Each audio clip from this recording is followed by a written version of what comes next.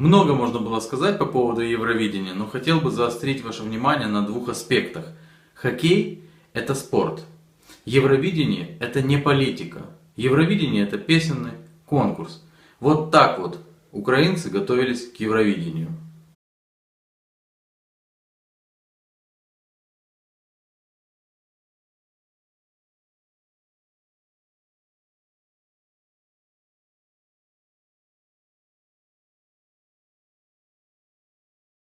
Вот так вот Европа с отвращением отнеслась к России. И вот так, вот так вот.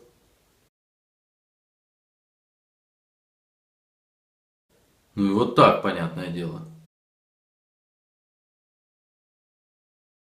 Вот так вот ущербный человек болеет.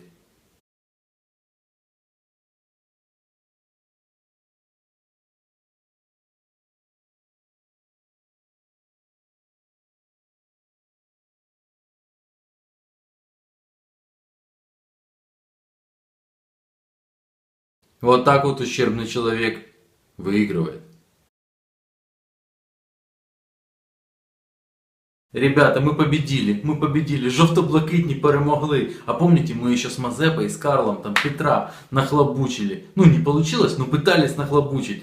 Мы братья, да есть же, наконец-то.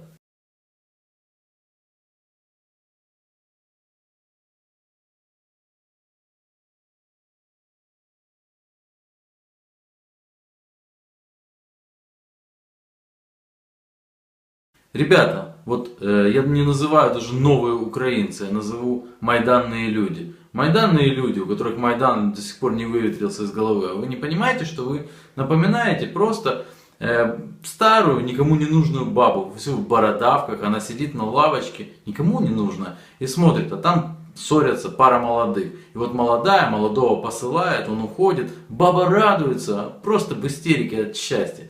На самом деле у бабы же ничего в жизни не прибавится, и сексом получше не станет, и бородавки не пройдут, да и замуж она уже никогда не выйдет.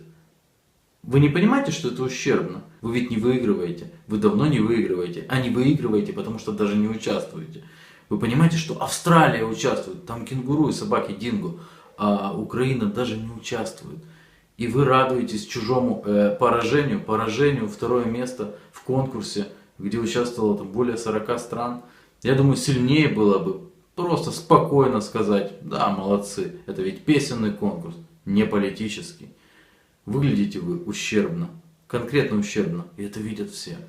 В общем, это все, что я хотел сказать, как украинец, не украинцам, потому что мне стыдно вас называть украинцами.